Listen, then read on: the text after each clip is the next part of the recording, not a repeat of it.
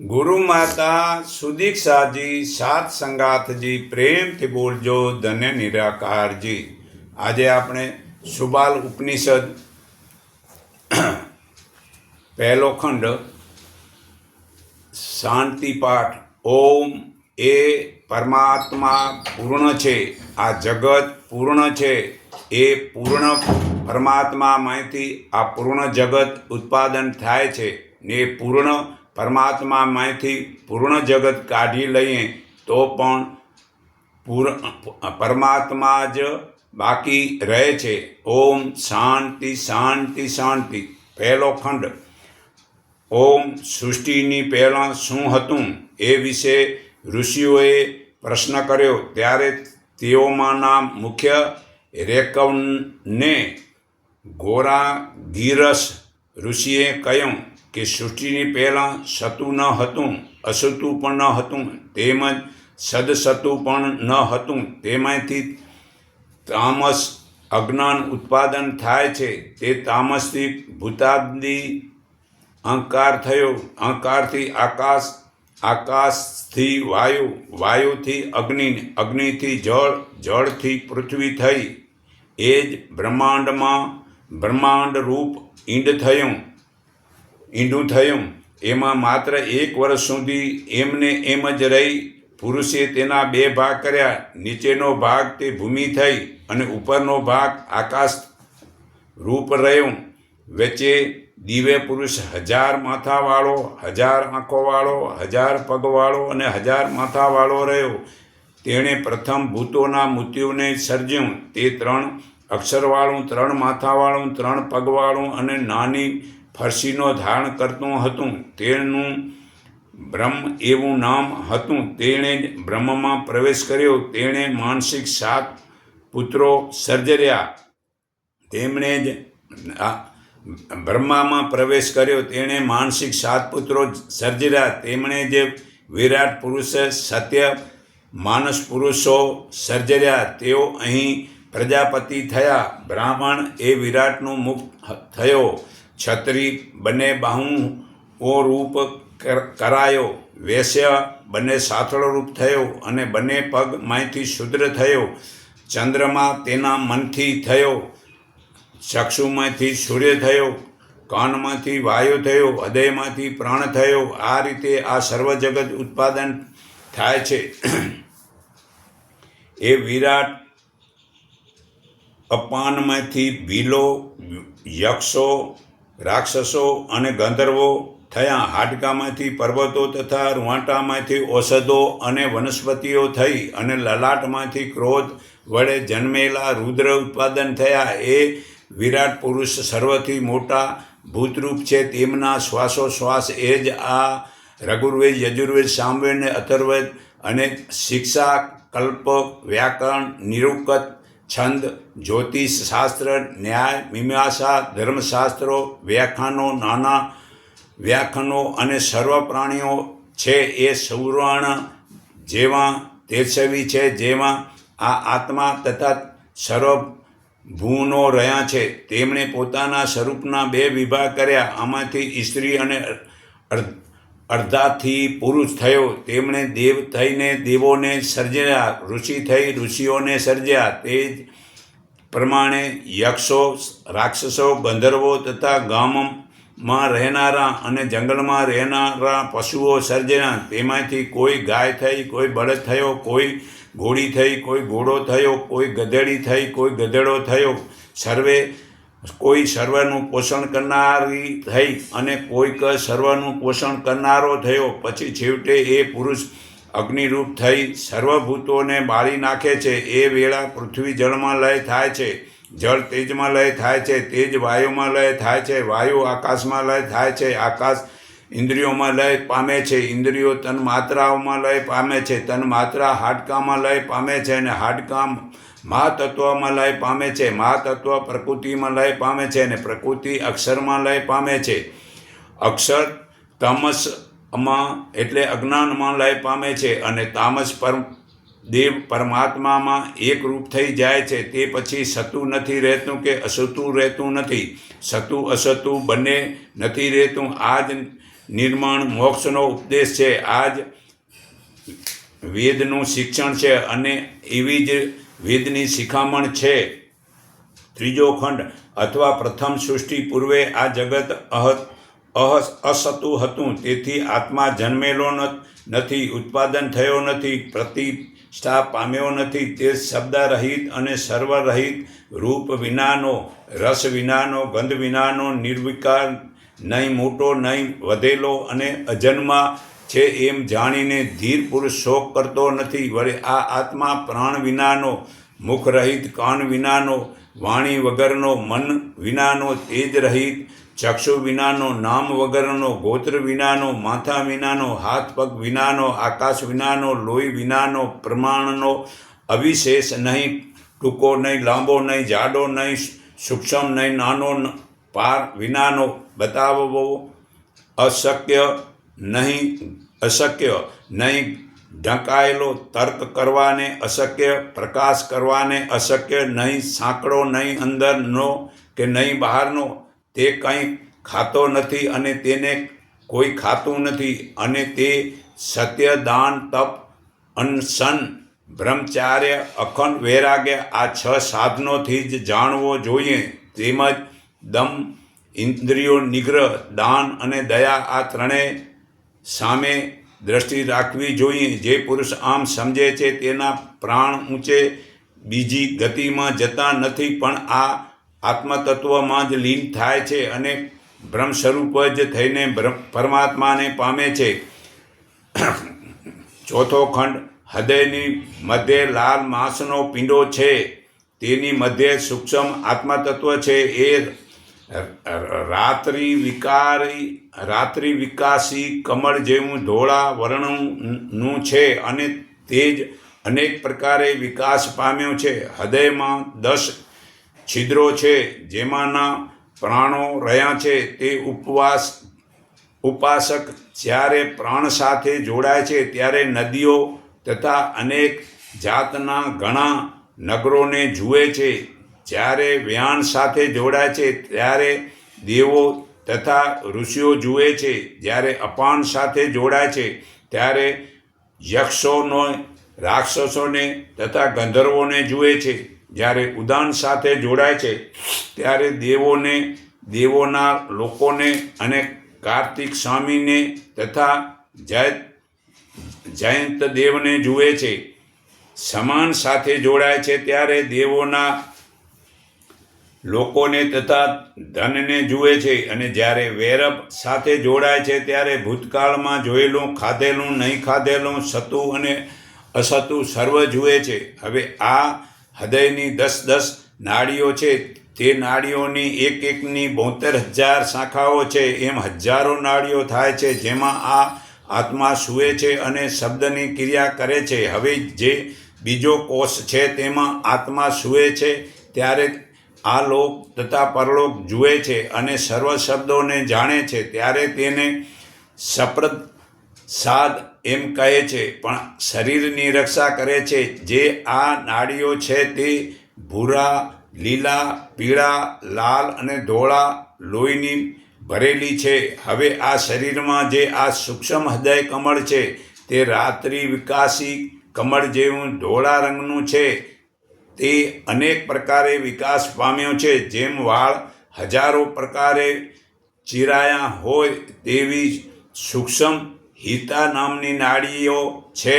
હૃદયાકાશમાં શ્રેષ્ઠ કોષ છે, તેમાં દિવ્ય આત્મા સૂવે છે. જ્યારે તે સૂતો હોય ત્યારે કોઈ કામ નાની ઈચ્છા કરતો નથી, કોઈ સપને જોતો નથી. ત્યાં દેવો નથી, દેવોના લોકો નથી, યજ્ઞો નથી, યજ્ઞની ક્રિયાઓ નથી, માતા નથી, પિતા નથી, બંધુ નથી, બાંધવ નથી, ચોર નથી અને બ્રહ્મહત્યારો નથી. એ તેજોરૂપ છે, અમૃત છે, જળમાં જ એ જળ રહેલું છે, લગભગ એ વન છે. એ જ માર્ગ ફરી આત્મા જાગૃત અવસ્થા તરફ દોડે છે, એમ સમ્રાટ જનક કહેતા હતા. પાંચમો ખંડ આત્મા તે સ્થાનમાં રહેનારાઓને સ્થાનોને પામે છે. નાડીઓ તેઓનું મૂળ સ્થાન છે. ચક્ષુ આધ્યાત્મિક છે, જોવાનો પદાર્થ રૂપ આદિભૂત છે, અને સૂર્ય તેમાં આદિદેવ છે. તેનું મૂળ સ્થાન નાડી છે. ચક્ષુમાં જોવાના પદાર્થ સૂર્યમાં, નાડીમાં, પ્રમાણ, વિજ્ઞાનમાં, આનંદમાં, હૃદયાકાશમાં, અને આ સર્વ શરીરમાં જે સંચાર કરે છે તે આત્મા છે. તેની ઉપાસના કરવી તે ઘડપણ વિનાનો, અમર, ભયરહિત, શોક વિનાનો અને અનંત છે. એ જ પ્રમાણે શ્રોત્ર ઇન્દ્રિય આધ્યાત્મિક છે. સાંભળવાનો શબ્દ આદિભૂત છે, અને દિશાઓ તેમાં આદિદેવ છે. તે ત્રણેયનું મૂળ સ્થાન નાડી છે. જે શ્રોત્રમાં સાંભળવાના શબ્દમાં, દિશાઓમાં, નાડીમાં, પ્રાણમાં, વિજ્ઞાનમાં, આનંદમાં, હૃદયાકાશમાં અને આખા શરીરની અંદર સંચાર કરે છે તે આત્મા છે. એની ઉપાસના કરવી એ ઘડપણ વિનાનો, અમર, ભય વિનાનો, શોક વિનાનો તથા અનંત છે. એ રીતે નાસિકા ઇન્દ્રિય આધ્યાત્મક છે. સૂંઘવાનો ગંધ આદિભૂત છે. પૃથ્વી તેમાં આદિદેવ છે, અને નાડી તેમનું મૂળ સ્થાન છે. જે નાસિકામાં, સૂંઘવાના ગંધમાં, પૃથ્વીમાં, નાડીમાં અનંત છે. એ જ પ્રમાણે જીવ ઇન્દ્રિય આધ્યાત્મિક છે. સ્વાદ લેવાનો રસ આદિભૂત છે. વરુણ તેમાં આદિદેવ છે, અને નાડી તેનું મૂળ સ્થાન છે. જે જીભમાં સ્વાદ લેવાના રસમાં, વરુણમાં, નાડીમાં અનંત છે. એ રીતે જ ત્વચા ઇન્દ્રિય આધ્યાત્મિક છે. સ્પર્શ કરવાનો આદિભૂત છે. વાયુ તેમાં આદિદેવ છે, અને નાડી તેમનું મૂળ સ્થાન છે. તેમજ જે ત્વચા ઇન્દ્રિયોમાં સ્પર્શ કરવાના પદાર્થમાં, વાયુમાં અને નાડીમાં અનંત છે. તે પ્રમાણે મન આધ્યાત્મિક છે. વિચારનો વિષય આદિભૂત છે. ચંદ્ર તેમાં આદિદેવ છે, અને નાડી તેમનું સ્થાન છે. અને જે મનમાં વિચારના વિષયોમાં, ચંદ્રમાં, નાડીમાં અનંત છે. એ જ રીતે બુદ્ધિ આધ્યાત્મિક છે. જાણવાનો વિષય આદિભૂત છે. બ્રહ્મા તેમાં આદિદેવ છે, અને નાડી તેનું સ્થાન છે. તેમજ જે બુદ્ધિમાં, જાણવા વિષયમાં, બ્રહ્મામાં, નાડીમાં અનંત છે. તે પ્રમાણે અહંકાર આધ્યાત્મિક છે. અહંકારનો વિષય આદિભૂત છે. રુદ્ર તેમાં આદિદેવ છે, અને નાડી તેમનું મૂળ સ્થાન છે. અને એ જે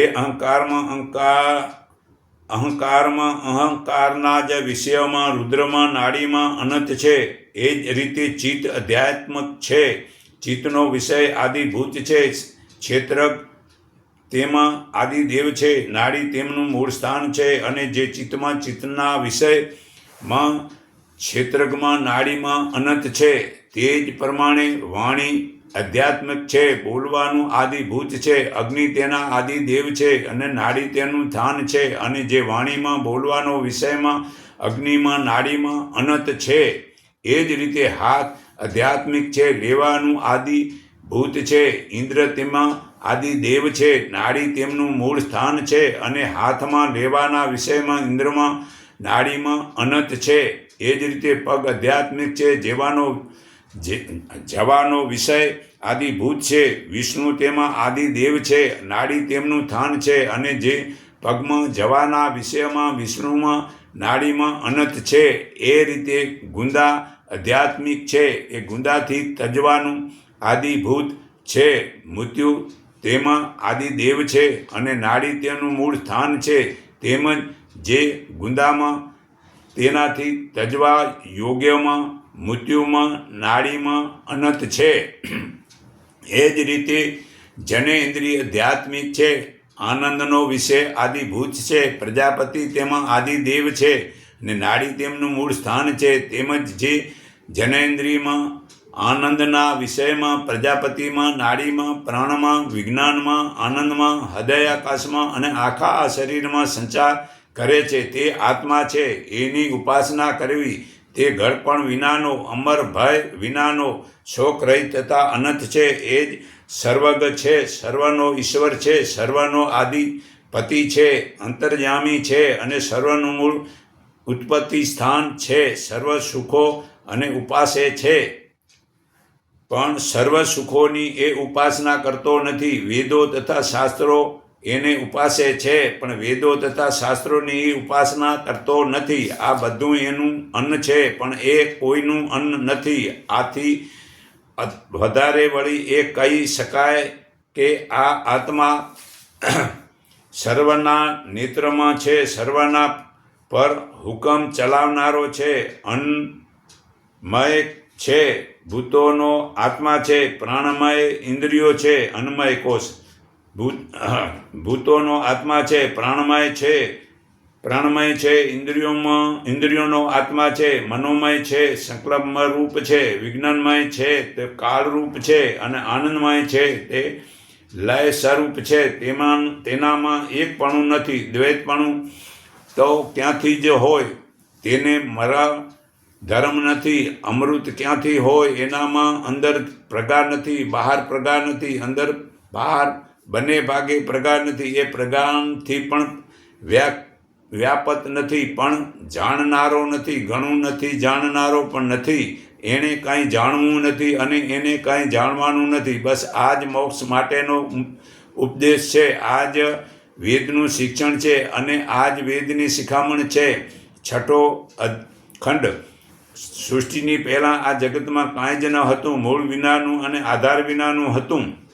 પછી જેમાંથી આ પ્રજાઓ ઉત્પાદન થઈ છે, એ જ એક દિવ્ય દેવ નારાયણ છે.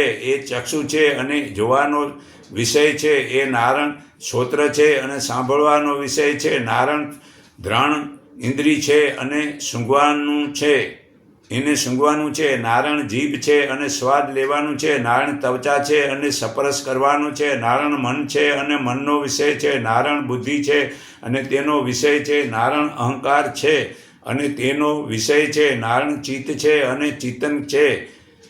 નારાયણ વાણી છે અને બોલવાનું છે. નારાયણ હાથ છે અને લેવાનું છે. નારાયણ પગ છે અને તેનો વિષય જવાનું છે. નારાયણ ગુંદા છે અને તેની ત્વચાનું છે, તજવાનું છે. નારાયણ જનેન્દ્રિય છે અને તેનો વિષય આનંદ છે. નારાયણ ધારણ કરવા છે, વિધાતા છે, કરનાર છે, વિશેષ રચનાર છે, અને એ જ એક દિવ્ય દેવ છે. આદિત્યો, રુદ્રો, વાયુ, વાસુઓ બંને, અશ્વિની કુમારો, રઘુર્વેદ, યજુર્વેદ, સામવેદ, મંત્ર, અગ્નિ અને ઘીની આહુતિ નારાયણ જ છે. એ જ દિવ્ય દેવ ઉત્પત્તિ રૂપ અને સંભવ રૂપ છે. એક નારાયણ જ માતા, પિતા, ભાઈ, રહેઠાણ, શરણ, મિત્ર અને ગતિ છે. એ નારાયણ વિરાજિતા સુંદરસના જીતા, સૌમ્ય, મેધા, કુમારા, અમૃતા, સત્યા, મધ્યમા, નાસિકા, શિશુ, સૂર્યા, અસુરા અને ભાવસવિત્તિ એવા દિવ્ય નાડીઓના નામો છે. એ નારાયણ જે ગાજે છે, વાય છે અને વર્ષે છે. વરુણ, આર્યમાં, ચંદ્રમા, કળાઓ, કલી, દાતા, બ્રહ્મા, પ્રજાપતિ, ઇન્દ્ર, દિવસો, અર્ધ દિવસો, કાળાઓ, કલ્પો, ઉપરનો ભાગ તથા દિશાઓ, એ બધું નારાયણ જ છે. જે કાંઈ પણ આ વર્તમાન કાળમાં છે, ભૂતકાળમાં બન્યો છે અને ભવિષ્યમાં બનશે, એ બધું જ પુરુષ પરમાત્મા જ છે. એ અમરપણાના ઈશ્વર છે અને જે કાંઈ અન્ન વડે વૃદ્ધિ પામે છે તે સર્વ એ પરમાત્મા છે. એ વિષ્ણુનું પરમ પદ છે. એને જ્ઞાનીઓ સદા જુએ છે. એ આકાશમાં ફેલાયેલું ચક્ષુ હોય તેવું છે. એનો ક્રોધરહિત અને જાગ્રત રહેતા બ્રાહ્મણો સાત્કાર કરે છે. જે વિષ્ણુનું પરમપદ છે. આ જ મોક્ષનો ઉપદેશ છે. આ જ વેદનું શિક્ષણ છે અને આ જ વેદની શિખામણ છે. સાતમો ખંડ. જે શરીરની અંદર હૃદય રૂપી ગુફાની અંદર રહેલો છે, તે આત્મા અજન્મા એક અને નિત્ય છે. પૃથ્વી તેનું શરીર છે. પૃથ્વીની અંદર છે, સંચાર કરે છે, છતાં તેને પૃથ્વી જાણતી નથી. જળની અંદર શરીર છે, જળની અંદર છે, સંચાર કરે છે, છતાં જળ તેને જાણતું નથી.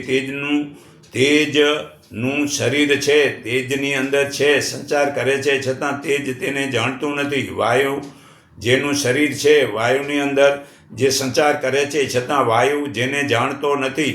આકાશ જેનું શરીર છે, આકાશની અંદર જે સંચાર કરે છે, છતાં આકાશ જેને જાણતું નથી. મન જેનું શરીર છે, મનની અંદર જે સંચાર કરે છે, છતાં મન તેને જાણતું નથી. બુદ્ધિ જેનું શરીર છે, બુદ્ધિની અંદર જે સંચાર કરે છે, છતાં બુદ્ધિ તેને જાણતી નથી. અહંકાર જેનું શરીર છે, અહંકારની અંદર જે સંચાર કરે છે, છતાં અહંકાર જેને જાણતો નથી. ચિત્ત જેનું શરીર છે, ચિત્તની અંદર જે સંચાર કરે છે, છતાં ચિત્ત જેને જાણતું નથી. પ્રકૃતિ જેનું શરીર છે, પ્રકૃતિની અંદર જે સંચાર કરે છે, છતાં પ્રકૃતિ તેને જાણતી નથી. અક્ષર જેનું શરીર છે, અક્ષરની અંદર જે સંચાર કરે છે, છતાં અક્ષર જેને જાણતું નથી. અને મૃત્યુ જેનું શરીર છે, મૃત્યુની અંદર જે સંચાર કરે છે, છતાં મૃત્યુ જેને જાણતું નથી.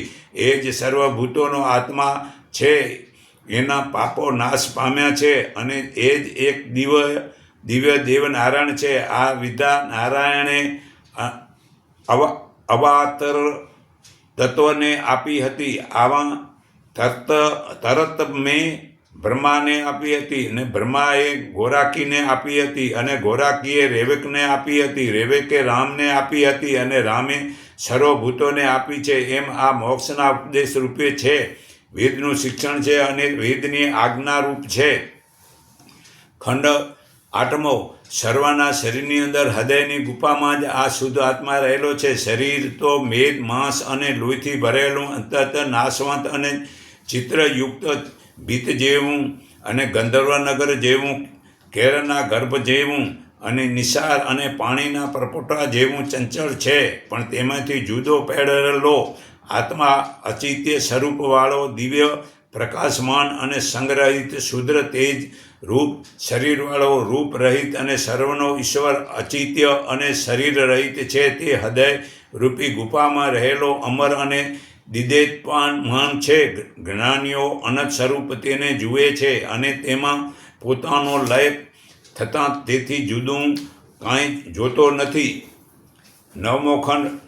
પછી રવે તે ગોરાશીને પૂછ્યું કે હે ભગવાનનું સર્વ પદાર્થો કઈ વસ્તુમાં અસ્ત પામે છે? ત્યારે ગોરાકીએ રેવકને કહ્યું કે જે પદાર્થ ચક્ષુ પ્રત્યે પ્રાપ્ત થાય છે તે ચક્ષુમાં જ અસત પામે છે. ચક્ષુ જોવાના પદાર્થ પ્રત્યે જે પ્રાપ્ત થાય છે, માટે તે જોવાના પદાર્થમાં જ અસ્ત પામે છે.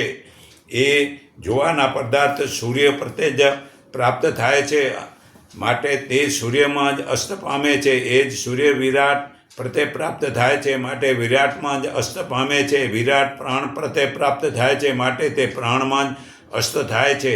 એ વિરાટ વિજ્ઞાનને પામે છે, માટે તે વિજ્ઞાનમાં જ અસ્ત પામે છે. એ વિજ્ઞાન આનંદને પામે છે, માટે તે આનંદમાં જ અસ્ત પામે છે. આનંદ તુર્યાને પામે છે, માટે અમર, અભય, શોકરહિત, અનંત અને બીજરહિત તુર્યા સ્વરૂપને જ પામે છે. એ જ પ્રમાણે જે શ્વાસ શ્રોત્રને પામે છે, માટે તે શ્રોત્રમાં જ અસ્ત પામે છે. જે શ્રોત્ર સાંભળવાના વિષયને પામે છે, માટે તે સાંભળવાના વિષયમાં જ અસ્ત પામે છે.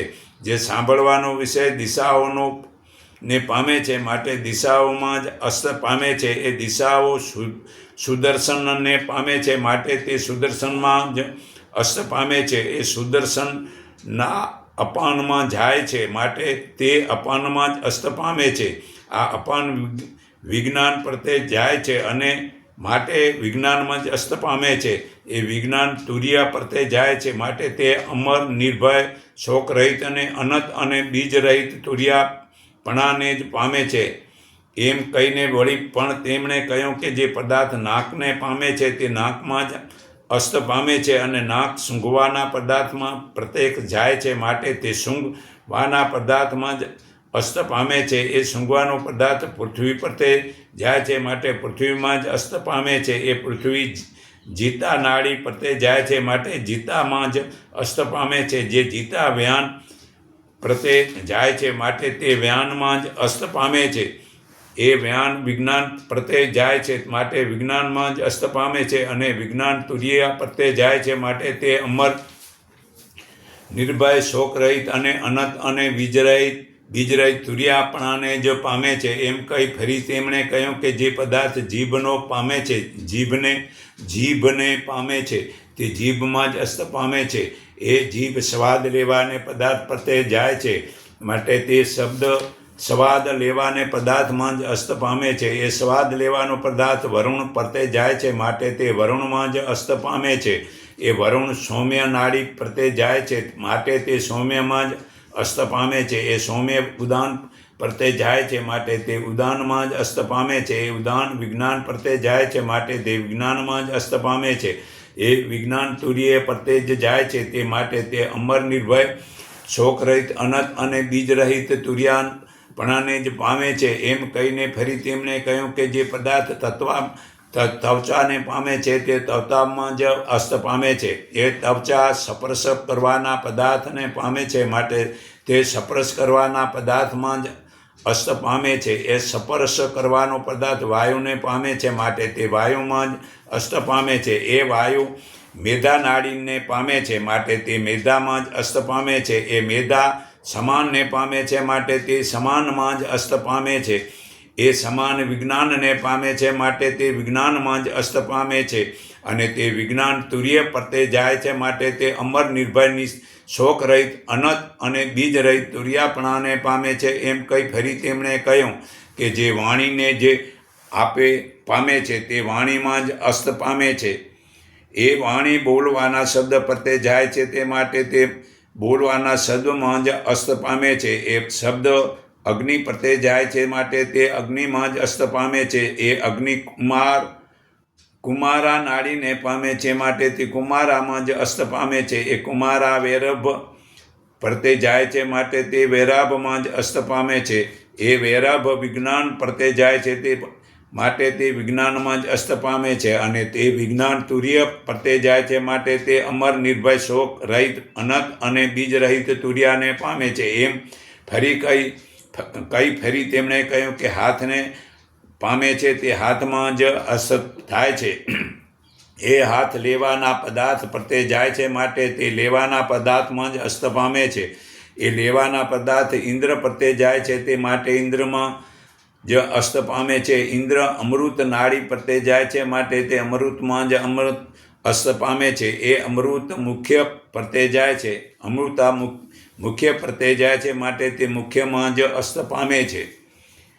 એ મુખ્ય વિજ્ઞાન પરતે જાય છે માટે તે વિજ્ઞાનમાં જ અસ્ત પામે છે. અને તે વિજ્ઞાન તુર્ય પરતે જાય છે માટે તે અમર નિર્ભય શોક રહિત અનંત અને બીજ રહિત તુર્યાને જ પામે છે. એમ કહી ફરી તેમણે કહ્યું કે પગ પરતે જે પગ છે તે પગમાં જ લય પામે છે. એ પગ જવાના પ્રદેશ તરફ જાય છે માટે તેમના પ્રદેશમાં જ લય પામે છે. એમ જવાનો પ્રદેશ વિષ્ણુ પરતે જાય છે માટે તે વિષ્ણુમાં જ લય પામે છે. એ વિષ્ણુ સત્ય નાડી તરફ જાય છે માટે તે સત્યામાં જ લય પામે છે. એમ સત્ય અંતર આત્મા તરફ જાય છે માટે તે અંતર આત્મામાં જ લય પામે છે. તે અંતર આત્મા વિજ્ઞાન તરફ જાય છે માટે વિજ્ઞાનમાં જ લય પામે છે. અને તે વિજ્ઞાન તુર્ય પરતે જાય છે માટે તે અમર નિર્ભય શોક રહિત અનંત બીજ રહિત તુર્યાપણાને પામે છે. એમ કહી તેમણે ફરી જે ગુંદાને જે પામે છે તે ગુંદામાં જ લય પામે છે. એ ગુંદા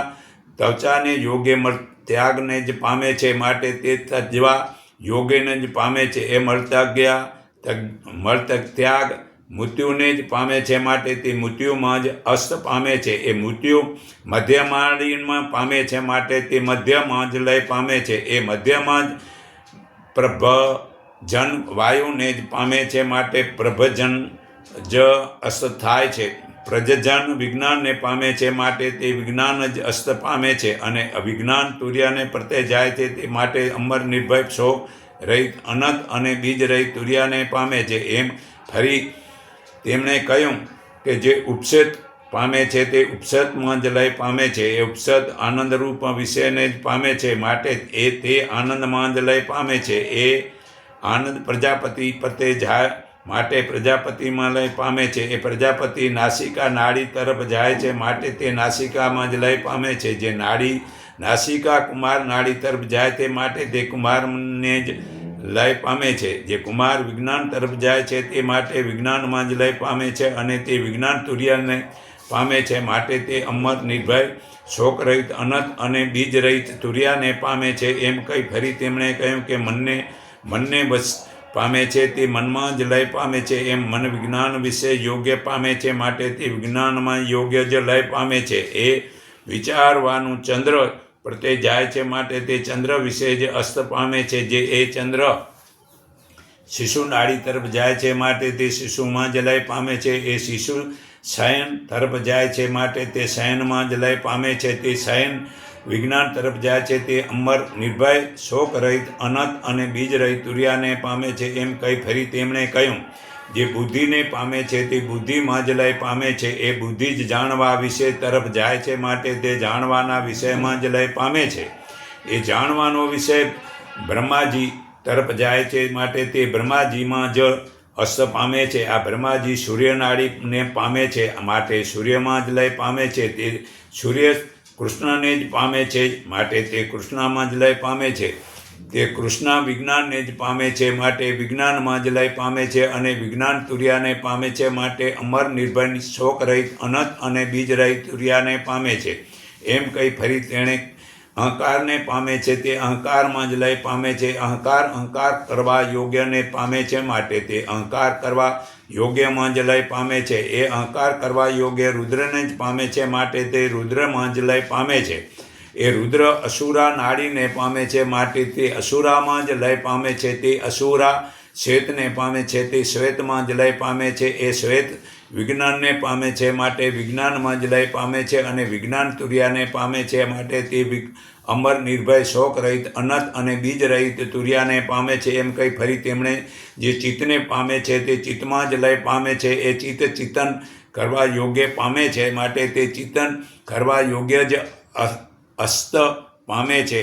એ ચિંતનનો વિષય ક્ષેત્રજ્ઞને પામે છે, તે ક્ષેત્રજ્ઞમાં જ લય પામે છે. એ ક્ષેત્રજ્ઞ ભાસ્વતી નાડીને પામે છે, માટે તે ભાસ્વિત જ લય પામે છે. એ ભાસ્વતી નાગ વાયુમાં જાય છે, તે નાગને પામે છે, અમર પામે છે. જે નાગ વિજ્ઞાન તરફ જાય છે, માટે તે વિજ્ઞાનને લય પામે છે. એ વિજ્ઞાન આનંદને પામે છે, માટે તે આનંદમાં લય પામે છે. અને તે આનંદ અમૃત અભય શોક રહિત અનંત અને બીજ વિજ્ઞાન તુર્યામાં જાય છે, માટે તે અમર નિર્ભય શોક રહિત અનંત અને બીજ રહિત તુર્યાને પામે છે. એમ કહ્યું, એમ જે નિર્બીજ તત્વને જાણે છે તે નિર્બીજ થાય છે. તે જન્મતો નથી, મરતો નથી, મોહ પામતો નથી, ભેદતો નથી, બળાતો નથી, છેદાતો નથી, કપાતો નથી અને કોપ કરતો નથી. એ તો સર્વને બાળનારો આત્મા જ છે. એમ આત્મા તત્વ આ વેતા કહે છે. આ આત્મા સેંકડો પ્રવચનો કરવાથી મળતો નથી, ઘણા શાસ્ત્રોથી પ્રાપ્ત થતો નથી, બુદ્ધિ કે જ્ઞાનનો આશ્રય કરવાથી મળતો નથી. તેમજ મેધાથી, વેદોથી, યજ્ઞોથી, ઉગ્ર તપસ્યાઓથી, સાંખ્ય જ્ઞાનથી, યોગથી, આશ્રયથી કે બીજા કોઈ પ્રત્યેથી તે પ્રાપ્ત થતો નથી. જે બ્રહ્મનિષ્ઠ ગુરુ વચન વડે, પ્રશંસા વડે અને સમાધિમાંથી બહાર આવી આત્મા વિશે શ્રાવણ કરે છે અને વ્યાખ્યાનો કરે છે, તેઓ જ એને પામે છે. માટે સમગુણ, દમગુણ, ઉપરિત તથા તૃતીયાક્ષામાં સ્તુતિ કરી સમાધિષ્ઠ થયેલો પુરુષ આત્માને વિશે આત્માને જુએ છે. જે મનુષ્ય એમ જાણે છે તે સર્વનો આત્મા થાય છે. 10મો ખંડ વળી પણ રેવતે ઘોરાસિંહને પૂછ્યું કે હે ભગવાનું, કયા પદાર્થમાં સર્વ પદાર્થો રહ્યા છે? ત્યારે તેણે કહ્યું કે રસાતલના લોકમાં સર્વે રહ્યા છે. અને રસાતલના લોકો શેમાં ઓતપ્રોત રહ્યા છે? ભૂતલોકમાં. એમ તેમણે કહ્યું, એ ભૂતલોક શેમાં ઓતપ્રોત છે? ભૂતલોકમાં. એમ તેણે કહ્યું કે ભુવનલોકમાં ઓતપ્રોત છે. સૂર્યલોકમાં. એમ તેણે કહ્યું, એ સૂર્યલોક શાસ્ત્રમાં ઓતપ્રોત છે. મહાલોકમાં. એમ તેણે કહ્યું, એ મહાલોક શામાં ઓતપ્રોત છે? તો જનલોકમાં. એમ તેમણે કહ્યું, એ જ જનલોક શામાં ઓતપ્રોત છે? તપોલોકમાં. એમ તેમણે કહ્યું, એ તપોલોક શામાં ઓતપ્રોત છે? સત્યલોકમાં. એમ તેમણે કહ્યું, એ સત્યલોક શામાં ઓતપ્રોત છે? પ્રજાપતિ લોકમાં. એમ તેમણે કહ્યું, પ્રજાપતિ લોક શામાં ઓતપ્રોત છે? બ્રહ્મલોકમાં. એમણે કહ્યું, એ બ્રહ્મલોક શામાં ઓતપ્રોત છે? સર્વલોકો આત્મારૂપ મહાત્મામાં મણકાઓની પેઠે ઓતપ્રોત છે. એમ તેમણે કહ્યું, જે મનુષ્ય આ લોકને આત્મામાં જ રહેલો જાણે છે તે આત્મામાં જ બની રહે છે. એમ આ મોક્ષ વિનાનો ઉપદેશ છે. આ જ વેદનું શિક્ષણ છે. આ જ વેદની આજ્ઞા છે. 11મો ખંડ વળી પણ રેબેકે એમને પૂછ્યું કે ભગવાનનું આ વિજ્ઞાનમય આત્મા શરીરમાંથી જ્યારે બહાર નીકળે છે ત્યારે કયા માર્ગે કયું સ્થાન છોડીને બહાર જાય છે? તે સાંભળી ગોરા ગિરીશે તેને કહ્યું કે હૃદયની મધ્ય લાલ માંસનો પિંડ છે. તેમાં ચંદ્ર વિકાસી કમળ જેવું ધોળું અતિ સૂક્ષ્મ કમળ છે. તે અનેક પ્રકારે વિકાસ પામ્યો છે. તેની મધ્ય સમુદ્ર છે. એ સમુદ્ર મધ્ય કોષ કળી છે. તેમાં 4 નાડીઓ છે: અર્મા, ઈચ્છા અને અપૂર્ણભા. તેમાંની રમા પુણ્ય વડે પુણ્યલોકમાં લઈ જાય છે. અર્મા પાપ વડે પાપલોકમાં લઈ જાય છે. ઈચ્છા નાડી વડે જેનું સ્મરણ કરે છે તેને પામે છે. અને અપૂર્ણભા વડે કોષને ખુલ્લો કરે છે. કોષને ખુલ્લો કરી માથાની ખોપરી ખુલ્લી કરે છે. ને માથાની ખોપરીને ખુલ્લી પૃથ્વીને ભેદી, જળને ભેદી, જળને ભેદી તેજને ભેદે છે. તેજને ભેદી વાયુને ભેદે છે. વાયુ ભેદી આકાશને ભેદે છે. આકાશને ભેદી મનને ભેદે છે. મનને ભેદી અહંકારને ભેદે છે. અહંકારને ભેદી મહત્તત્વને ભેદે છે. ને મહત્તત્વને ભેદી પ્રકૃતિને ભેદે છે. પ્રકૃતિને ભેદી અક્ષરને ભેદે છે. અક્ષરને ભેદી મૃત્યુને ભેદે છે. અને મૃત્યુ પરમદેવ પરમાત્મામાં જ એકરૂપ થાય છે. આ એ પછી સતું નથી, અસતું નથી કે સદસતું નથી. એમ આ મોક્ષનો ઉપદેશ છે. આ વેદનું શિક્ષણ છે. આ જ વેદની આજ્ઞા છે. 12મો ખંડ ઓમ નારાયણી અન્ન આવેલું છે. ઓમ નારાયણથી અન્ન આવેલું છે. તે બ્રહ્મલોકમાં પાકેલું છે. ફરી મા સર્વતકમાં પાકેલું છે. ફરી સૂર્યમાં પાકેલું છે. અને ફરી કરવ્યાદમાં પાક્યું છે. અને અન્નને સંન્યાસીએ જળમાં ભીનું કરી વાસી તથા પવિત્ર કરી ખાવું તે માગેલું, પોતાને માટે તૈયાર કરેલું પણ ન હોવું જોઈએ. આમ સંન્યાસી કોઈની પાસે અન્ન માગવું ન જોઈએ. 13મો અધ્યાય જ્ઞાનીએ બાળપણમાં રહેવા ઈચ્છવું, બાળક જેવા સ્વભાવના થવું, સંગરહિત અને નિર્દોષ રહેવું, મૌન તથા પંડિતાઈ જાળવી, અમુક કોઈક અવધિ કરનાર તરીકે ન જાણવું. આ છેલ્લી કેવલ સ્થિતિ કઈ છે. પ્રજાપતિએ કહ્યું છે કે મહાન પદને જાણવા પછી ઝાડના મૂળ પાસે રહેવું, ખરાબ વસ્ત્રો પહેરવા, કોઈની સહાય ન લેવી, એકલા સમાધિમાં રહેવું. આવો પુરુષ આત્માની જ કામનાવાળો પૂર્ણ કામ તથા નિષ્કામ થાય છે. તેની સર્વ કામનાઓ જીર્ણ થાય છે. તે હાથી, સિંહ, ડાંસ, મચ્છર, નોળિયો, સર્પ, રાક્ષસ કે ગંધર્વમાં મૃત્યુના રૂપો જાણી કોઈથી ડરતો નથી. ઝાડ જેવો રહેવા ઈચ્છે છે. કોઈ કાપી નાખે તો પણ કોપ ન કરે, કપે નહીં. કમળ જેવો નિર્લપ રહેવા ઈચ્છે, છેદાય છતાં ગુસ્સો ન કરે, ડગે નહીં. આકાશ જેવો રહેવા ઈચ્છે, છીનભીન કરવા તોય પણ ક્રોધ ન કરે, કંપે નહીં. સત્ય સાથે જ રહેવા ઈચ્છે. આ આત્મા સત્ય છે. સર્વ ગંધર્વોનું હૃદય પૃથ્વી છે. સર્વ રસોનું હૃદય જળ છે. સર્વ રૂપનું હૃદય તેજ છે. સર્વ સર્પોનું હૃદય વાયુ છે. સર્વ શબ્દોનું હૃદય આકાશ છે. સર્વ ગતિઓનું હૃદય પ્રકૃતિ છે. સર્વ પ્રાણીઓનું હૃદય મૃત્યુ છે. અને મૃત્યુ જ પરમ દેવ પરમાત્મા એકરૂપ બને છે. તે પછી સતું નથી, અસતું નથી અને સદસતું નથી. એમ મોક્ષનો ઉપદેશ છે. આ વેદનું શિક્ષણ છે. અને આ જ વેદની શાખા છે. 14મો ખંડ ઓમ પૃથ્વી અન્ન છે. જળ અન્ન ખાનાર છે, જળ અન્ન છે અને તેજ અન્ન ખાનાર છે, તેજ અન્ન છે અને વાયુ અન્ન ખાનાર છે, વાયુ અન્ન છે, આકાશ અન્ન ખાનાર છે, આકાશ અન્ન છે, ઇન્દ્રિયો અન્ન ખાનાર છે, ઇન્દ્રિયો અન્ન છે અને મન અન્ન ખાનાર છે, મન અન્ન છે, બુદ્ધિ અન્ન ખાનાર છે, બુદ્ધિ અન્ન છે અને પ્રકૃતિ અન્ન ખાનાર છે, પ્રકૃતિ અન્ન છે અને અક્ષર અન્ન ખાનાર છે, અક્ષર અન્ન છે અને મૃત્યુ અન્ન ખાનાર છે. એ મૃત્યુ પરમ દેવ પરમાત્મામાં એકરૂપ થાય છે. તે પછી સતું નથી, અસતું નથી અને સદસતું પણ નથી. એમ આ મોક્ષનો ઉપદેશ છે. એ જ વેદનું શિક્ષણ છે અને આ વેદની શાખા છે. 15મો ખંડ.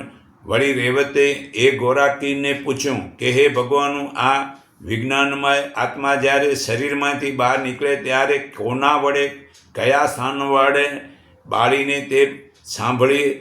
તેમણે તેને કહ્યું કે વિજ્ઞાનમય આત્મા જ્યારે બહાર નીકળે છે ત્યારે પ્રથમ પ્રાણ, અપાન, વ્યાન, ઉદાન, સમાન, વૈરાબને, મુખ્યને, અંતર આત્માને, પ્રભજનને, કુમારને, શયનને, શ્વેતનને, કૃષ્ણને, નાગને બાળે છે. પછી પૃથ્વી, જળ, તેજ, વાયુ તથા આકાશને બાળે છે.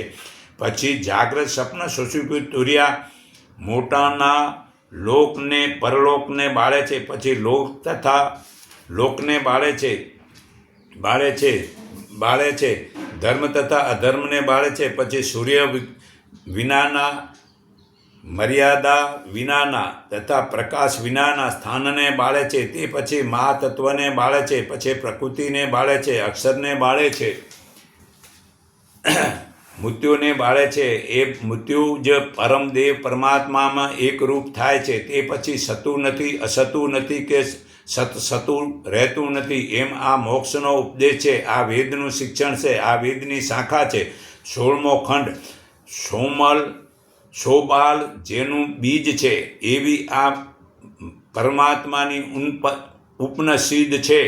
અત્યંત શાંત ન હોય તેને આપવી નહીં. જે પુત્ર ન હોય, શિષ્ય ન હોય અને 1 વર્ષ સુધી પાસે ન રહ્યો હોય એવા અજાણ્યા કુળશીલવાળાને પણ આપવી નહીં કે કહેવી નહીં. કેમ કે તેને પરમાત્મા ઉપર તથા પરમાત્મા જેવી જ ગુરુ ઉપર પરમ ભક્તિ હોય તેના માટે જ આ અર્થો કયા છે. અને એવા મહાન આત્માને જ આ પ્રકાશે છે.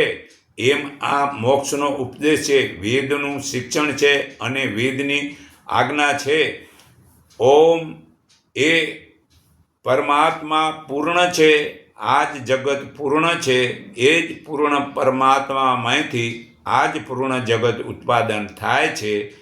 એ પૂર્ણ પરમાત્મામાંથી પૂર્ણ જગત કાઢી લઈએ તો પણ પૂર્ણ જ બાકી રહે છે. ઓમ શાંતિ શાંતિ શાંતિ. અતિ સુબાલોપ ઉપનિષદ સમાપ્ત. હું સર્વના આત્માને મારા હૃદય